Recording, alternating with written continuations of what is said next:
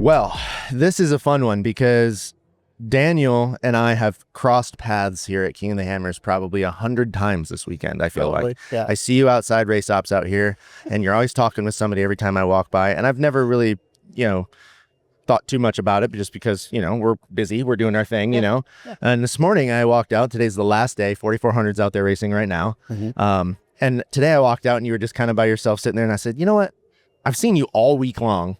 I have to at least find out who you are and what you do. And I'm super pumped that I did because you are doing some really awesome stuff. So Daniel, please elaborate on what we got going on here. So in short, I'm doing a PhD in coach development and education in off-road motorsports.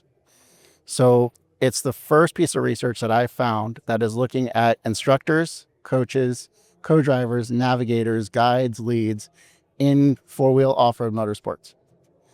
That's the big blanket of what I'm doing. My history of getting there is 20 plus years of coaching, traumatic brain injury, and being an athlete from when I was 8, and being a 4th generation four-wheeler in California. So that's how I got here. Right now, I'm here trying to get more people to take my survey, which is for instructors and coaches and that population that I stated, to identify defining off-road motorsports, who we are, how long we've been doing it, how did we learn how to participate, how did we learn how to teach, who do we teach, and one of the big questions is defining four-wheel off-road motorsports. Right. I mean, that seems to me like a pretty large undertaking. Yes.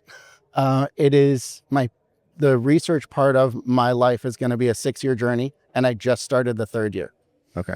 And so the first year of it was a scoping review, scouring Google Scholar, PubMed, all of the academic literature to see what I could find, and I found nothing. There's a lot on coaching. So that's how one of the biggest questions I get is, there's a degree in coaching off-road motorsports? Well, no, there's not. There's a field in coaching science and instructor development and coach development and professional competencies, but nothing in off-road motorsports at all. And so I did my master's at University of Edinburgh in Scotland in strength and conditioning. And I created I did a research proposal in this field, and it got accepted. So while I'm technically in school in Scotland, I travel all over the world to gather information around our sport. From that, what are some questions that come to you as a participant, as a racer, as somebody who's pushing information out there, who's a track builder? What are questions that you have for me that I could potentially answer that I have not even explored yet? Oh gosh, I don't even. Sorry to put you on the spot. No, you're putting me on the spot. So the one thing that I've become extremely interested in the last, let's just call it the last 2 years, is, and I'll back up a little bit. Okay. As a racer, all we think about is racing. There's not a whole lot of time spent thinking about this land continuing to be here. Yeah. There's this particular King of the Hammers being 20 years here at King of the Hammers. Yeah. There's been a lot of emphasis on this is fragile. Yeah. This is a fragile thing. And I never realized how fragile, because I've always been the racer. I've always been in the pits, working on cars, pre-running, going to these tracks all over the East Coast, because I'm an East Coast guy. So racing in all these tracks, and we've met some really awesome people from Kentucky with Eric Hubbard and what they're doing there. And I never understood how fragile it actually was and how much work goes into keeping this land, and land all over the country, not just including Hammers, Moab, Sand Hollow, Badlands in Indiana, Kentucky. Like there's a constant fight to keep that stuff open. Not only from a land use side, but from an insurance factor. There's just so much stuff going on, and I had no idea. So what interests me now, and I don't want to say I'm like an advocate for it by any means, but I love talking to people who know way more than me, just to help get the message out there about that type of thing. So for me, that's interesting, because I was like, holy cow, I never even knew like this could not exist next year, you know, because of shenanigans that are done at night and fireworks that have been lit off when they are federally illegal. You can't do that here. Yeah. So it's like, I totally get it now, you know, being the young punk racer, you know, you want to go fast all the time. You're just like, oh yeah, it doesn't matter, whatever, we're just here to win, right? You know, then that's totally not the case. There's so much more involved in the industry. So that's what interests me. On the dirt work side, I just like pushing dirt. I mean, that's, you were asking me like how to do it and how you got the knack for it. And it's just like anything else, really. It's one of those things where if you get the opportunity to do a thing and you kind of like it or you love it even, just keep doing that thing. Whatever it is, just keep perfecting that craft. I learn new stuff every day. I learned stuff from John Goodby from NorCal Rock Racing out here this week building this track that I didn't even know, you know? It's a constant progression. All right, everybody. I want to give a quick shout out to CT Raceworks. CT Raceworks makes the baddest parts in the industry, including the parts that Kyle Chaney uses to win the 2025 King of the Hammers 4400 race.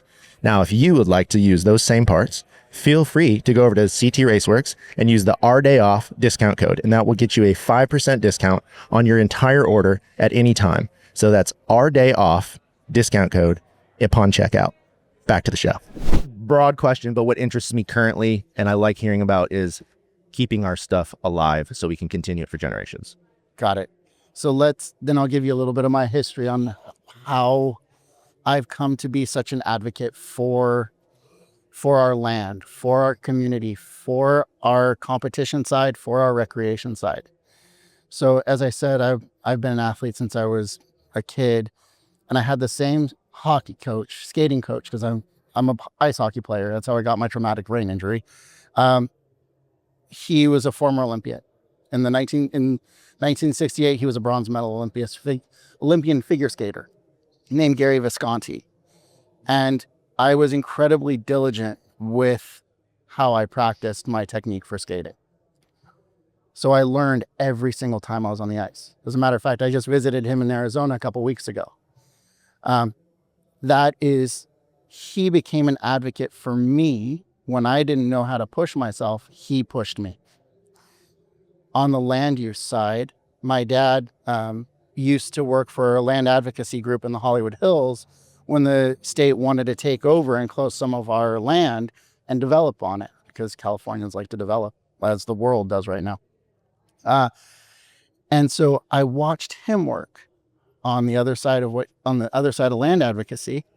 He is a horseshoer and a retired farrier. So I watched him watch horses move, watched him work with clients, and became an advocate for the horses when the clients didn't know what to do. On the art side of things, as we're talking about pushing dirt, he is a sculptor. He sculpts in terracotta and does bronze molds. So watching him learn new techniques to create beautiful pieces is how I see you build a course. I feel like I'm going off on a tangent. So that's what this is about. Okay. So building on that to developing my own practice as an advocate for our land. When I became a strength and conditioning coach and I had my first athlete have to go to a doctor's appointment where the doctor told her, you are not going to participate in the sport that keeps you alive, which is figure skating at the time. And I saw the psychological impact it had on her. And it connected with me because that's what the neurologist told me. I'll never race mountain bikes again. I'll never play ice hockey again. I'll never ride a dirt bike again. I'll never go four-wheeling. I could go on. I didn't want that to happen. What do we see here now? We're fighting for the flora and fauna that keeps this area beautiful. And if we continue to destroy it, it is going to get taken away. Now, most of us really respect it, but there's people who don't. And so being able to go out and touch the dirt with our hands that we're normally traveling across over with our tires really says a lot about who we are. So when you push dirt, and I'm going to use that term because that's what you did, you have an incredible respect for where you're moving it, how you move it, and you said when this is all over, you have to put it back together, right? Yep. It has to go back to exactly like we left it or like we started. You are practicing what you preach in every time your blade hits the ground. Yeah, and I mentioned that I learned something new. Yeah. One of the things that I learned because it's my first time actually pushing dirt here. Okay. I've been around it for years. Yeah. First time actually physically doing it, and I've done a lot of dirt work. Yeah. I did not realize that every time they make this course, any kind of foliage that's out there, like the little desert bushes that are out there, Yeah. they don't touch them, never. So the course goes around all those bushes. Now, of course, every once in a while a race car will take out a bush or have something happen, something like that. Yeah. But as far as a processes side of the dirt work crew, the general rule is do not touch the bushes. Yeah. The course, we can make the course anywhere we want. So why would we take them out? We have the general turns that are always there. Yeah. And there's no bushes in those spots because it's a desert and nothing grows. But the ones that are there, we don't want to remove them.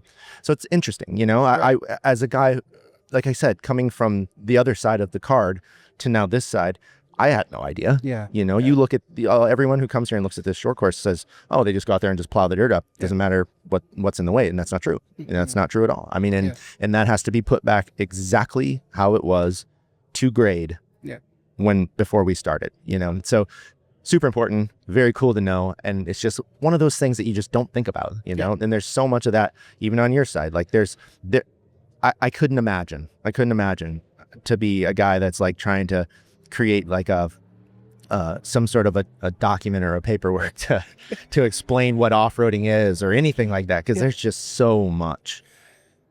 There is. And if we walk around the venues and the pits and we see everybody who makes a living off of this sport, and let's use a side-by-side market. So you see Kawasaki, Can-Am, Polaris, they say, go take one of our vehicles out.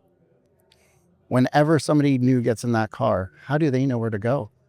What do they know? What do they need to know about keeping this environment safe? And let's say they go to Colorado. Their ground is even more fragile than ours. Ours is fragile, but theirs is really fragile.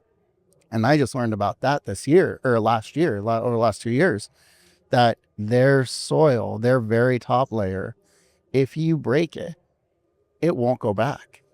That was mind-blowing to me. So when we're here and we look at our surface and we're on a dry lake bed, what is it going to look like in 100 years? Are we going to be here to enjoy it? Are we going to be here to swim in what could be a new lake bed or a new lake? And I think that the population of practitioners that is going to have a lot to say about that are the trail leads and the guides and the instructors. Sure. And that currently is the population that's filled out a lot of my surveys. Right. So the competition side, I want more of. I want more of your side. Say, this is how I learn. These are the people I coach. And maybe it's changed. Maybe if you were to have filled it out a year ago or before you, a year ago, it might have changed because of what you learned while you're here. For sure it would have. And so when I asked you earlier about, have you taught anybody to build a course? Well, before you got here, it would have been different. At Mid-America, it's different than here. The soil's different. You might bring in different dirt.